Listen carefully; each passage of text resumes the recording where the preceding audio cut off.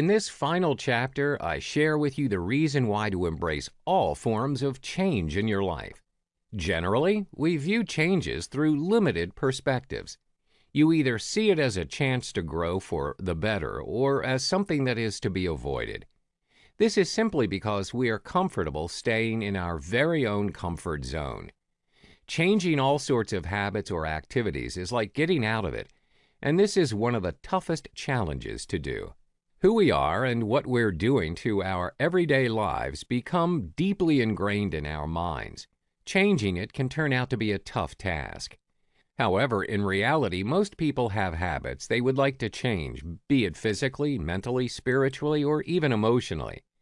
To be able to make the change, focus on the behavior you want to achieve and not the one you want to eliminate. The only way to change it is to look back and look at the issues that may have been affecting your perception in terms of your behavior. This will help both your conscious and subconscious to work in harmony. You have to write and rewrite your perceptions that limit you from being a better version of you. Once you have the behavior that needs to change, then we can look at how to initiate and maintain a change. There are 5 stages of change before it happens. Pre-contemplation. Here, a person has yet to uncover their problem, and they may try to avoid the subject. Contemplation.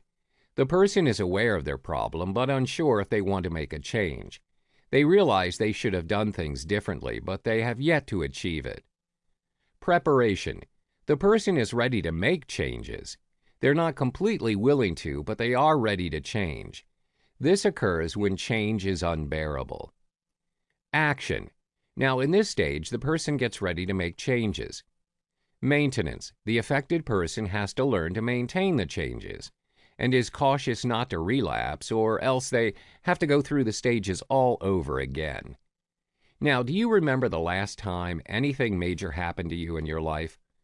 Are there any past events that made you sad, angry, at loss? When these things happen, especially when we feel betrayed or let down by the people we love, it's easy to feel like we can never trust people again.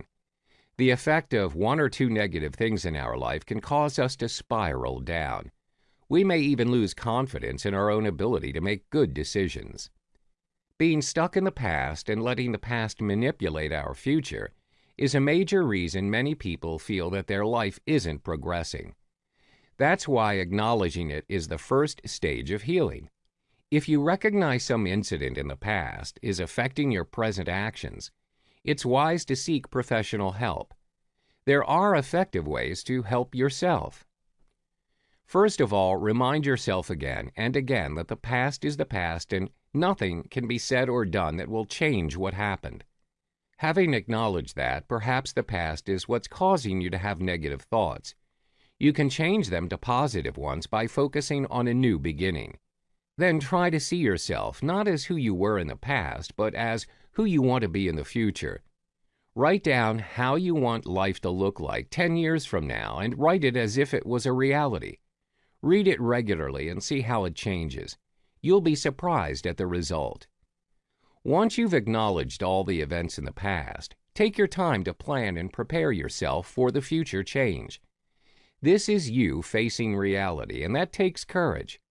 Not only will you feel great about finally facing the obstruction that hinders your growth, you'll learn to anticipate all possible scenarios by learning how to deal with them before they occur. Here are 3 ways on how to prepare for any possible changes that are coming your way. First, the higher the risk of something happening, the more we should anticipate it likely to happen. For example, people living in areas where natural disasters often occur are at constant preparation to any changes to their surroundings in the future. Second of all, contrary to what people may think, being psychologically prepared for change is possible. For example, it is impossible to know what it will be like as a parent, but we can prepare ourselves by reading and identifying possible areas of concerns we may personally face in our new parenting role. Finally, we can also learn to plan our responses and thoughts in times of changes and challenges. Doing so provides us with invaluable training.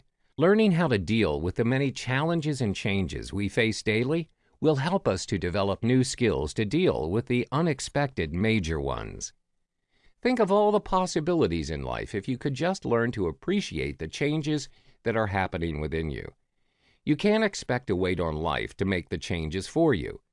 When this attitude of life will get better when something happens affects the way we live our life, we need to challenge those thoughts.